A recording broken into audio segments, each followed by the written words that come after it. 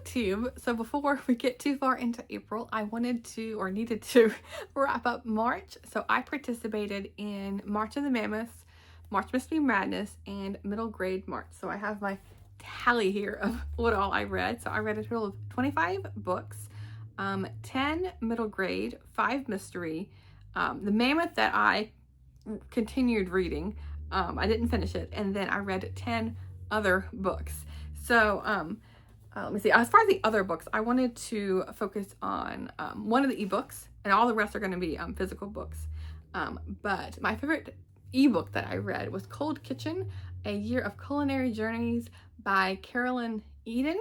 And this was it's a nonfiction book about a woman spending time in her kitchen, reminiscing on her travels. She traveled or has traveled so much, but then this might have been written during like the COVID lockdown, and definitely when the Ukraine war started, because she traveled to a lot of like Eastern Europe and Russia and all of those countries. And so she talked about all these places that she visited in those areas that are now touched by war, or places where she can't safely go anymore. And she was in fact in one of the cities when it was getting attacked. And so she's simply preparing different meals in her kitchen and talking about these different stories. And it made me so much want to visit these places I've never heard of before. I was like, okay, I need to add this place and this place. And so I actually cooked a couple recipes from this, because at the end of each chapter she focused on a dish that was that she had at a restaurant in one of these countries. And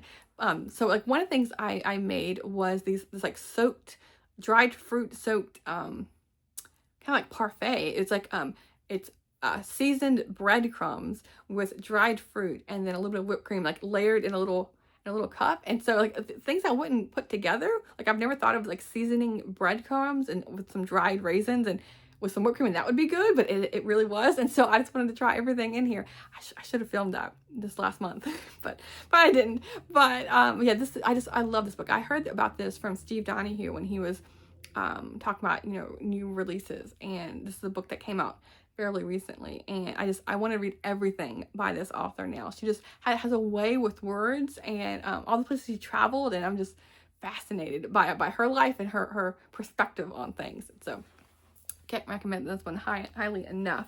And then as far as physical books, I wanted, for the middle grade March, I wanted to focus on books on my shelf. And so I read all of these, and I just have one book left on my middle grade shelf that I haven't read.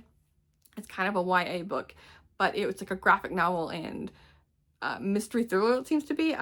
I'll talk about that later once I get to it. But I read all of these, and so yay for that. So I read one of the Caroline Year books, On Top of Concord Hill by Maria D. Wilkes. This is like a spin-off series from the Little House on the Prairie series. This is following Carolyn, which is Laura's mother, when she was a little girl in Wisconsin. And she lived like a pretty rough life. Her father died, and then they were pretty destitute. Like the mother had so many children to take care of with hardly any income, and so she moves farther away from the suburbs of Milwaukee to be able to afford some land, to have some resources to live by. And so this is like her just getting acquainted with the town and the townspeople. It's not even hardly even a town. There's almost nothing there. Just a few people gathered together kind of thing, which I thought was interesting. And then I read several Newbery books that have been lingering on my shelf that I found at Little Free Libraries. So I read Catherine Called Birdie by Karen Cushman. And I read another book by her, and they're all like medieval period books. And this one I didn't care for. The main character, Catherine, she just didn't fit with the time period at all. She was very snarky, and which you could picture a little girl today being like that, but not during this time period. She's constantly talking about the fleas that are on her, and like the mud and the dirt, and how no one washes and all of that, which that's for sure legitimate. Just like her attitude didn't fit with the time period. It's like kind of like a girl power kind of story, but I liked it enough. But I'm happy to have it off my shelf. And this cover just does nothing for me. And it's like older, like not Library of America, Little Free Library edition.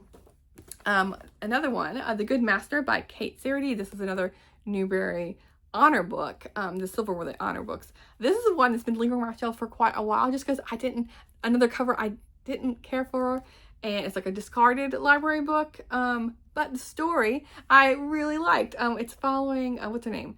Jancy, and then his cousin Kate. And so Jancy is living in this like farm town, and so Kate comes to town, and she's from the big city, and she is up to no good because whenever she gets like a sparkle in her life, she's just gonna break all the rules and do what she wants, and with the horses and everything else, she's just gonna ride and bolt with them, and has like no experience. She gets in a world of hurt sometimes, but I like the dynamic between like the straight-laced boy and then the girl, the cousin, who is just like a spitfire. So that I really like that one. I read Gary Paulson, A Woods Runner. This is following 13-year-old Samuel with his parents in the woods, and this was a harrowing to read because it gets very dark, which I was not expecting. But happy to have read that one. I really like Gary Paulson's writing, and he writes a lot of books like set in the nature, like where he grew up as a kid. Bud Not Buddy was the winner of the Newbery, and this is by Christopher Paul Curtis, and it also was a Coretta Scott King Award, and this is 1936 Flint, Michigan, and this is following his journey finding his parents. He was like in an orphanage, and he rambles around, but a little bit too convenient with how he finds his family, but I liked it well enough. And then I read Scorpions by Walter Dean Myers, a Newbery Honor book. This is another one that's sitting on my shelves because the topic of boy with a gun, I was just and he falling in with a gang, and that's not what I would like to read about, but it ended up being a well-told story. So those were the middle grade books. And then let me see, as far as physical books on my shelf that were mysteries, I read the next book in this Gothic Treasure Trove series, and I read Kirkland Revels. Let me see here, and it was by Victoria Holt. So this is a bind up of 5 or 6 stories, and so now 5 or 6 books. So now I'm over halfway through, so I think I just have 2 more to read, so before I can get this off my TBR shelf officially. And I need to read these on like rainy days, which right now it's very rainy and dark outside, so it's perfect time to get to these stories. And then I'm just lumping this in with the mysteries. I'm not sure exactly where to place this otherwise, but with these physical books on my shelf. But The Haunting of Hill House by Shirley Jackson.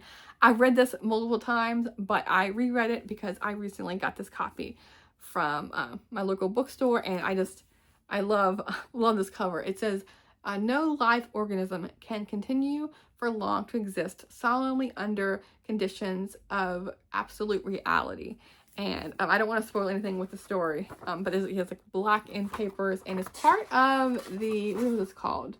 The Penguin Horror line. And there was an introduction. I actually read the introduction because I wasn't spoiled because I already knew the story. But the introduction was by Laura Miller, and then there was another introduction about the Penguin Horror line itself by Guillermo del Toro. And from his introduction of the line, of this horror line, I found another book that I wanted to read. But like there's like these like gray sprayed edges. The one thing that was distracting was how there's these on the side here. There's like the Haunted of Hill House title, and then on the other side is the author. And just seeing that like right where my thumbs were resting was very distracting. So I didn't care for that aspect of it. But it's a book that will hold up for sure for many rereads. Okay, so then going for like these other assortment of books that I read off my physical TBR here, we have Two Roads to Sumter by William and Bruce Catton. I've read several of Bruce Catton's books, and he wrote about the Civil War, and so this is leading up to the Civil War, so it's mostly following two biographies here of Abraham Lincoln and then Jefferson Davis. And so it's funny how they lived for a short time right near each other. Like I think it's something like 30 miles or so away from each other in Kentucky, and then they're just like physically locales that they move widely apart, but then also everything about their lives were different. Where Jefferson Davis grew up with a certain amount of wealth, and then his brother you know, accumulated lots of wealth, and that helped him, like, helped Jefferson Davis, like, you know, smooth his path into becoming the man he was. And then Abraham Lincoln was much more of, like, you know, by his bootstraps kind of thing, because his family never accumulated money. His father was constantly trying to find, like, the grass is always green on the other side kind of thing. He was constantly trying to find this situation isn't good, so I'm gonna just reinvent myself at this other place, and just constantly, like, hitting roadblocks. But this was a fantastic read, and I really recommend Bruce Catton if you want to read anything about the Civil War. Any of his books would be a great way to start. Another nonfiction I read was Wild Season by Alan M. Eckhart. And let me see here. The other book I read by him was Bayou Backwaters, and it's a beautiful illustrated book. This one has some illustrations, but they aren't like the pretty watercolor pictures that one was. But this is following a small lake it's Oak Lake. I think it was either Illinois or Wisconsin, and this came out in 1967. And so you're following, for example, like the raccoon here, and then its story, and then how it'll kill the fish, for example, and then you're following the fish, and then it ate the fly, and you're following all these different animals that are living at this lake, in or around the lake during the springtime. And it got kind of depressing after so many creatures were dying, like, you know, left, right, and center. But that's part of, you know, life at this lake. Okay, then I read the collected works of Sigurd F. Olsen, the college years 1935 through 1944 by Mike Link. He's the one who compiled this together. I've read several of Olsen's works, and he lived in northern Minnesota, and so he talks a lot about the canoeing area way up north of Minnesota, and he's like part of like the Wilderness Society organizations, and, like, you know, really trying to preserve these areas that are special to Minnesota. And so this is his early works before he started writing the books that I've read that I have on my shelf. So I thought it was interesting to see his early works. And so some of them were like scientific works, where he's like proposing different things, or there's different early articles where you can see like the nugget of how, like, those expand into some of his books, and following a lot about him and his boys going fishing and hunting and things like that. The one thing I didn't like was all the hunting. I like skimmed some of those because I'm just not a fan of it. But it was interesting to read, more enlightening on the author. And then the last book here is All My Meadows by Patricia Penton Limbach. And let me see here. When did this come out? It has pretty artwork inside as well. This came out in 1977, and there's lots of artwork inside here.